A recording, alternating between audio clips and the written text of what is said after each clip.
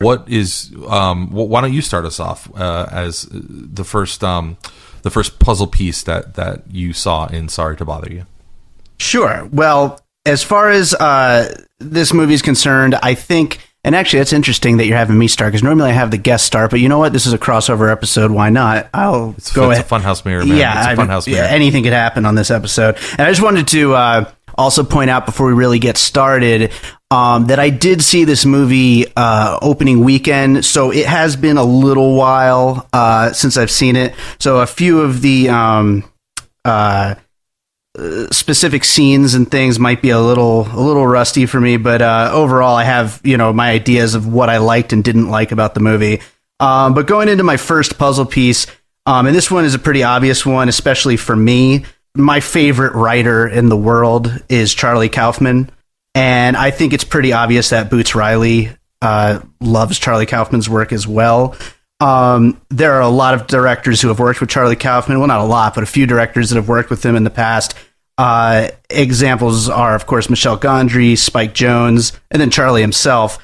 And I think all three of these we could kind of bucket together as one big puzzle piece, which is these kind of mind-bending films that are open to so much interpretation and have so many layers upon layers.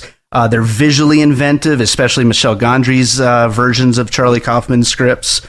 And, one thing, as we'll get through this episode, you'll notice is that I didn't love the movie. I did like it, and I definitely respect it a lot.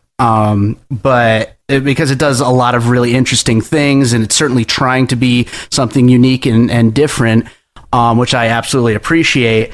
But one thing about these kinds of movies, these movies that the general public would just straight up call weird, is one thing that's exciting about them is that they're trying things that don't always necessarily work, but it's exciting that they're trying them, and they're actually doing unique and interesting things. And I'm sure you probably agree with me, especially, I know you're a big Michel Gondry fan.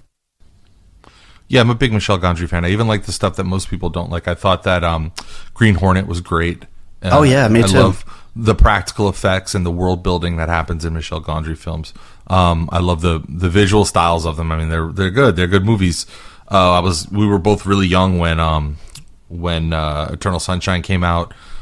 That's my wife's favorite movie, and it is one of probably my top 3 favorite movies of all time. I mean, it's such an amazing movie.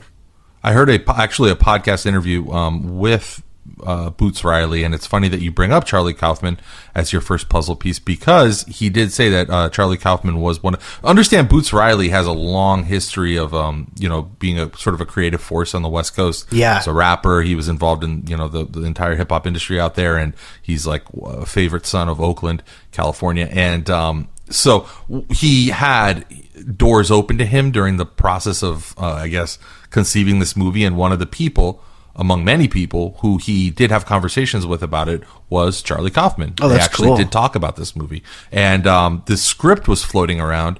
And the story that I recall, and I'm only bringing this up because you mentioned Charlie Kaufman, and the story that I recall is that Boots Riley said that the script was very raw, because he wasn't a screenwriter per se, and it made its way around by virtue of sort of the hipness that's attached to his name. Sure. People were like, oh, that guy wrote a movie script, I want to read it. And through this iterative process of meeting a lot of really talented people like Charlie Kaufman and the Coen brothers, and a lot of people that he sort of bounced up against that had feedback and said, hey, I really hope you can get this made. Maybe you should try this. Maybe you should try that.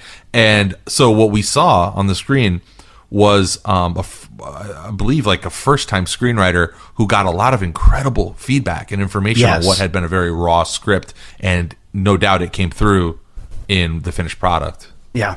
Well, an interesting little side note about what you were just talking about is the fact that this script was written I think like 10 years ago or something, and it was funny, just like a week or two ago, someone on Twitter posted something about how Sorry to Bother You is such an amazing, they said something about how we all thought amazing art would come out of the Donald Trump presidency because of the fighting back and everything. And Boots Riley replied, man, this was written 10 years ago.